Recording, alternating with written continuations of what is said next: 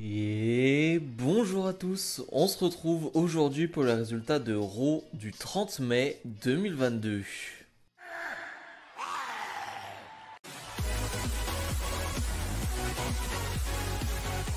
Comme d'habitude, je vous le rappelle, n'oubliez pas de vous abonner, on est proche des 2000 abonnés.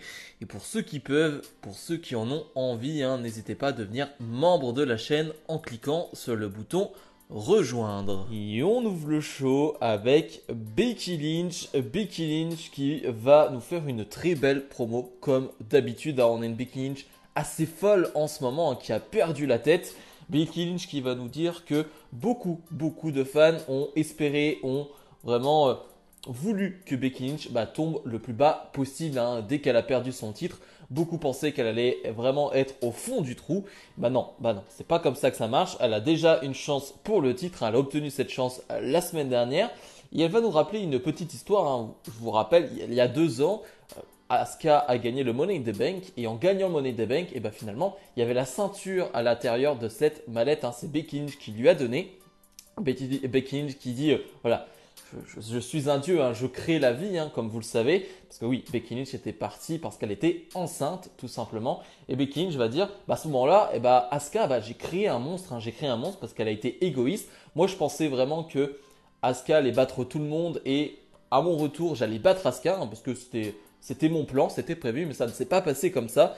J'ai créé un monstre. Finalement, Asuka va arriver. Asuka va comme d'habitude se moquer un peu de Becky Lynch. Finalement, Bianca Belair va arriver, va se moquer aussi de Becky Lynch en lui disant que non, ça n'arrivera pas, elle ne reprendra pas son titre et comme à WrestleMania, elle la battra. Finalement, on va avoir une grosse bagarre entre les trois et Bianca Belair et Asuka vont prendre le dessus sur Becky Lynch. Bref, c'était cool, ça me donne une hype pour le match de dimanche, même si j'en avais déjà.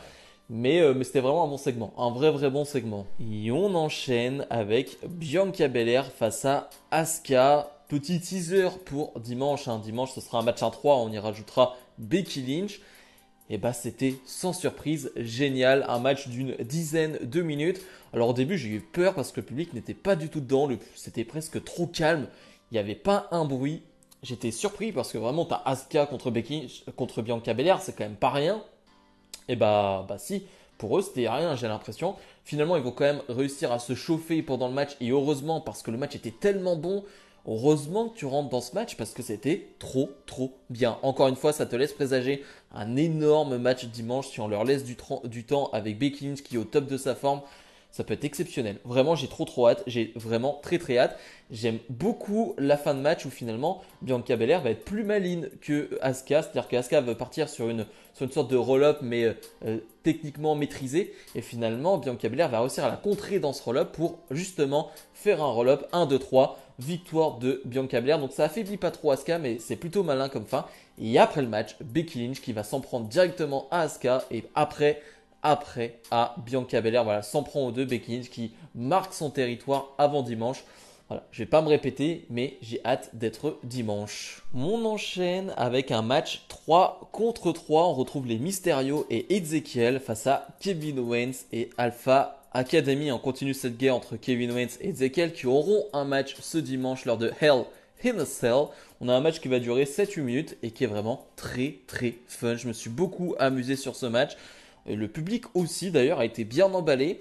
On a un match plutôt classique, mais en ce moment, on aime bien faire des 3 contre 3, des 4 contre 4 à la WWE du côté de Raw et SmackDown. Et surtout du côté de Raw, on a vraiment des très bons matchs à plusieurs et ça fonctionne. Ça fonctionne vraiment. Je trouve que cette formule fonctionne vraiment. Quand on est emballé dans les feuds, dans les histoires entre les personnages, et ça fonctionne. Parce que là, Ezekiel, Kevin Owens, ça fonctionne. Donc on a un vrai bon match, on a un bon hot tag encore une fois de Ezekiel. Vraiment le hot tag de Ezekiel est vraiment très hot, comme on dit. Vraiment le public s'enflamme à chaque fois qu'il est sur le ring. Et finalement, malheureusement, Kevin Owens va mettre un super kick dans la tête de Gable sans faire exprès. C'est le tournant du match. Les Mysterio vont en profiter pour porter le 619. Ezekiel va achever Gable. 1, 2, 3, victoire de Ezekiel et des Mysterio. Comme je l'ai dit, c'était vraiment fun et ça me donne là aussi de voir le match. Ça me donne vraiment très envie de voir le match de dimanche entre Ezekiel et Kevin Owens. Cody Rhodes est sur le ring pour nous faire une promo difficile pour lui parce qu'il me semble qu'on est dans la ville de Seth Rollins. Hein, donc le public est pas hostile, mais disons que on va avoir des watts à chaque fois qu'il termine ses phrases, donc ça va être plutôt compliqué pour lui.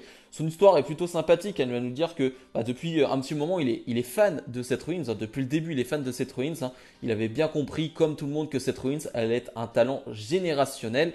Bon, ça pour le coup, ça c'est sûr. Mais du coup, voilà, il est fan de lui, mais voilà, à Hell in a Cell, tout ce qui s'est passé, à WrestleMania, il était nerveux hein, en arrivant parce qu'il ne pouvait pas être parti pendant 6 ans et arriver et perdre à Mania, donc il était nerveux. Pareil à WrestleMania Backlash, mais il a gagné. Il a gagné et finalement, on arrive à Hell in a Cell et Seth Rollins va arriver par le public et ouais, tu sens qu'il est chez lui. Enfin, peut-être que je dis n'importe quoi, mais je crois qu'il est chez lui. Et du coup, parce qu'il est très applaudi, hein, il est vraiment dans le public, il est vraiment très très apprécié. Et Seth Rollins, finalement, c'est une promo compliquée pour Cody Rhodes parce que Seth Rollins, dans les faits, dans ce qu'il raconte, il n'a pas vraiment tort. D'habitude, les heels sont très dans l'abus, voilà, font toujours plus. Mais là, je trouve que Rollins, dans ses propos, il n'a pas tort. C'est-à-dire que il va dire Cody Rhodes, t'es parti pendant 6 ans, moi j'ai construit mon histoire, mon royaume pendant 6 ans. Toi, t'as voulu faire ton royaume avec tes petits potes et détruire ce que j'ai fait. Bon, il n'a pas vraiment tort là-dessus. Et il va nous dire, t'as même détruit un trône avec un sledgehammer, hein, donc une référence à Triple H. Hein. J'avais déjà vu cette image, même si je regarde pas vraiment AEW, mais je pense qu'on a tous vu cette image de Cody Rhodes qui, lors d'une entrée, il me semble, va détruire un trône avec un sledgehammer, donc le marteau de Triple H.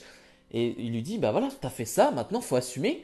Et en soi, il a pas tort. Donc c'est vrai que Cody Rhodes est vraiment le face dans cette histoire, mais sur cette promo même, tu te mets un peu du côté de Seth Rollins. Finalement, Cody Rhodes va dire, c'est bon, on a assez parlé aujourd'hui depuis des semaines. Pourquoi attendre dimanche alors qu'on peut se frapper aujourd'hui? Finalement, Seth Rollins va dire oui, vas-y. Et finalement, Rollins va vouloir s'en aller. Mais Cody Rhodes, non, il en a décidé autrement, va s'en prendre à Seth Rollins. Les deux vont se battre dans le public. C'est fantastique, c'est génial.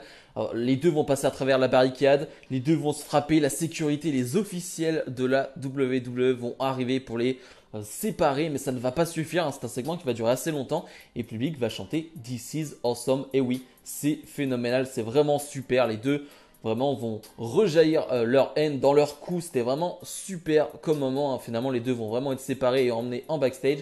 Mais super moment. Et on ressent la haine entre les deux. Et c'est ce qu'on veut voir. Alexa Bliss, comme prévu, fait face à Doudrop. Hein. La semaine dernière, elle avait battu Nikki ASH. Là, elle va affronter Doudrop, hein, l'ami du Nikki ASH. Encore une fois, pas grand chose à dire, hein, comme lors de ses deux précédents matchs. Il n'y a rien à dire, hein. C'est un combat qui va durer 3 minutes. Alexa Bliss se fait dominer finalement sur un coup, sur un moment donné du match. Elle va retourner la situation pour porter son finish et gagner ce match. Encore une fois, il n'y a pas grand chose à dire. Tout ce qu'il faut retenir, c'est qu'elle enchaîne les victoires. Ça, c'est plutôt cool. Pour aller où? Ça, c'est la bonne question. Mais en tout cas, pour l'instant, elle gagne.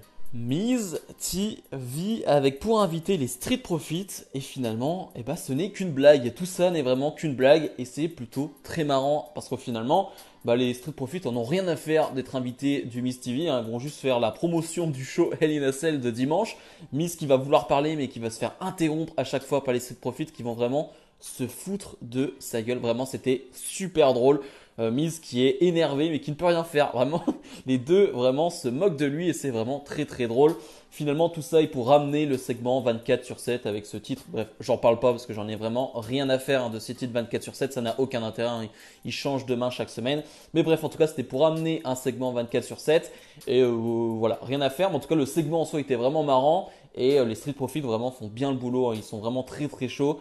Et surtout, ils sont très très divertissants et ça a vraiment fonctionné avec le public. Mustafa Ali fait face à Ciampa. Si Ali gagne, il aura une chance pour le titre des États-Unis de Terry. On a un bon petit match, ça va pas durer très longtemps parce que finalement, au moment donné où Ali va porter un suicide dive, d'ailleurs très très suicide hein, pour le coup parce qu'il est à deux doigts de se fracasser la tête contre la table Ali, hein, toujours impressionnant sur ses dives. Finalement, Terry qui commentait ce match, va en avoir assez, va s'en prendre à Ali. Donc disqualification, victoire de Ali qui gagne ce match donc et obtient une chance pour le titre. Mais Terry va prendre le micro et dire t'as une chance pour le titre, c'est bien, mais c'est maintenant. Et voilà, Theory va en profiter pour bien frapper Ali. Et le match va débuter entre les deux. Bien évidemment, Theory est facile parce que Ali est vraiment diminué. Ali qui à un moment donné pense revenir dans le match, mais non, il est trop KO finalement. Theory remporte ce match facilement. Mais après le match, Adam Pearce va arriver, va dire Vince McMahon a été impressionné par ce que tu as fait, Theory. Mais du coup, ce dimanche à Hell in a Cell, le titre des États-Unis sera en jeu entre toi et donc Ali qui aura une revanche. Et ça fait plaisir parce que ça faisait un petit moment que le titre des États-Unis n'avait plus été défendu en pay-per-view. Et je pense que là, Ali contre Theory, c'est pas mal. Je trouve que c'est vraiment pas mal. Si tu leur donnes 8-9 minutes en pay-per-view, je pense que ça peut être vraiment bon. Et l'histoire a plutôt été bien racontée. Et je trouve que ça méritait vraiment une place dans un pay-per-view. Donc je suis très content. Riddle et Shinsuke Nakamura font face aux Usos et s'ils remportent ce match, ils auront une chance pour le titre par équipe des Usos, par les titres par équipe des Usos. Ouais, c'est une nouveauté depuis un petit moment maintenant chez WWE, ça fait même très longtemps, mais c'est une norme, c'est-à-dire que pour avoir une chance pour le titre, il faut battre les champions. Moi, ça me plaît vraiment pas, mais c'est une norme maintenant du côté de la WWE. C'est une nouvelle règle. Bref, on a un match qui va durer une dizaine de minutes, qui est vraiment bon. Mais est-ce que c'est surprenant? Enfin, je veux dire, je me répète, mais chaque semaine, les Usos sont en action et à chaque fois, les matchs sont bons. Chaque semaine, Riddle est en action et les matchs sont bons. Donc, il n'y a pas vraiment de surprise, il n'y a pas de suspense. On le sait, ça va être des bons matchs. C'est des matchs où on va s'amuser, on va prendre du plaisir. Et c'est encore le cas. Je trouve qu'avec Nakamura, ça fonctionne très bien aussi. Il rajoute ce côté plus dur dans les coups de pied. Je pense surtout à un coup de pied à un moment donné qui donne un coup de genou même sur l'un des Usos qui est vraiment en pleine vitesse et le Usos se le prend en pleine tête le genou. Donc c'était vraiment impressionnant. Mais finalement, les Usos qui vont un peu péter les plombs et vont se faire disqualifier parce que l'un des Usos va utiliser la trottinette de Riddle pour frapper Riddle. Ce qui est un peu bizarre comme plan à un moment donné parce que le Uso était plutôt en domination et un peu bizarre à ce moment-là de se faire disqualifier. Donc Riddle et Nakamura ont une chance pour le titre. Je ne sais pas quand. Je ne sais pas si ça sera à Hell in a Cell ou non. Mais bref, en tout cas, après le match, Nakamura et Riddle vont s'en prendre au Uso et surtout Riddle va porter son super RKO du haut de la troisième corde qui est vraiment magnifique. Donc on termine bien ce segment, même si j'ai trouvé que la fin avec la disqualification des Usos était un peu bizarre. Liv Morgan fait face à Rhea Ripley et c'est officiel. Ce dimanche, on aura un match 3 contre 3, donc Judgment Day face à Liv Morgan, AJ Styles et Finn Balor lors de Hell in a Cell. Donc ça, je trouve ça génial, je trouve ça vraiment cool comme idée. Bref, on a donc ce match où finalement ça va bien débuter, c'est vraiment bien. Et j'aime bien aussi que à un moment donné du match, on va voir AJ Styles qui va venir coacher entre guillemets Liv Morgan et Damien Priest qui va venir aider Rhea Ripley. Ça, j'ai vraiment apprécié cela, ce côté équipe, voilà, de on va t'aider, on va te coacher. J'ai vraiment apprécié ce moment-là, surtout pour Liv Morgan et AJ Styles pour les faces, j'ai vraiment apprécié ça. Donc on a vraiment un super match. Damien Priest qui va essayer de faire voler la victoire à Rhea Ripley de la manière que l'a fait Edge il y a quelques semaines, mais ça ne va pas fonctionner finalement. Cette distraction va un peu gêner Rhea Ripley qui va se faire surprendre par Liv Morgan et qui va remporter ce match. L'après-match est vraiment fun aussi, où finalement ça va se frapper dans tous les sens. Mais Damien Priest qui a pris le dessus sur AJ Styles veut s'en prendre à Liv Morgan. Enfin, s'en prend pas vraiment, mais est devant elle. Et Finn Balor va arriver, va s'en prendre à Damien Priest.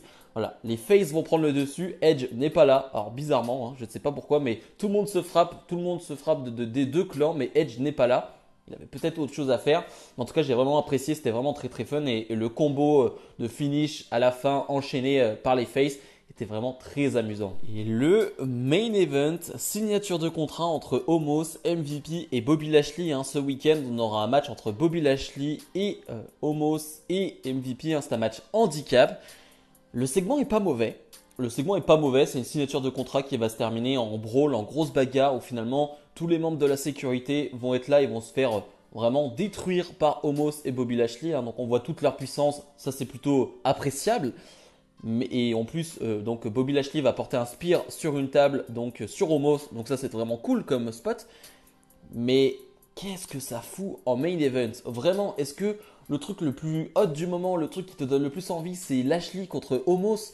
Bah non, t'as pas envie de terminer le show là-dessus. Je comprends pas. Je comprends pas ce choix parce qu'encore une fois, si ce segment avait lieu dans la première heure d'Euro, dans la deuxième heure d'Euro, voilà, pas dans l'anonymat, mais en tout cas avec beaucoup moins de hype que pour un main event, bah j'aurais dit ok, bah c'est cool. même si j'en ai rien à faire de ce combat, bah le segment est bien. Mais là, le mettre en main event, je trouve que le choix est très bizarre et je le comprends pas. Je comprends vraiment pas ce choix. Bilan du dernier Raw avant Hell in a Cell, et bah c'était super. C'est un Raw qui te donne très envie de voir ce show. Vraiment, j'ai pas grand chose à redire, hein. Mon seul point négatif, enfin mon seul gros point négatif, c'est le main event. Vraiment, je ne comprends pas ce que font et ce que foutent Lashley et Omos en main event, hein. Je veux dire, t'avais moyen de mettre Belair, de mettre Becky Lynch, de mettre Asuka, de mettre Cody Rhodes, même de mettre Liv Morgan et Rhea Ripley, ça aurait été beaucoup plus fun. Là, je comprends pas. Vraiment, je comprends pas l'intérêt. Je comprends pas à qui ça va donner de la hype. Bref, je comprends pas ce choix, mais voilà, c'est le seul point, le seul gros point négatif parce que sinon j'ai apprécié ce show. Je trouve que toutes les histoires fonctionnent. Je trouve que euh, tout va bien pour le pay-per-view de dimanche. Ce qui me fait presque peur parce que d'habitude tout va mal et le pay-per-view est bon. Là, je me dis que tout va bien et j'ai peur que le pay-per-view soit mauvais. Donc, on verra bien, hein. Comme d'habitude, vous le savez, il y aura ma vidéo pronostic jeudi à midi. Donc, n'hésitez pas à être présent jeudi midi. Donc, si je dois donner une note, on va être sur un bon 7,5 sur 10 parce que c'était vraiment très appréciable. Bref, comme d'habitude, n'hésitez pas à mettre le petit pouce bleu, à vous abonner. Nous on se retrouve dès demain pour ma review de NXT. Salut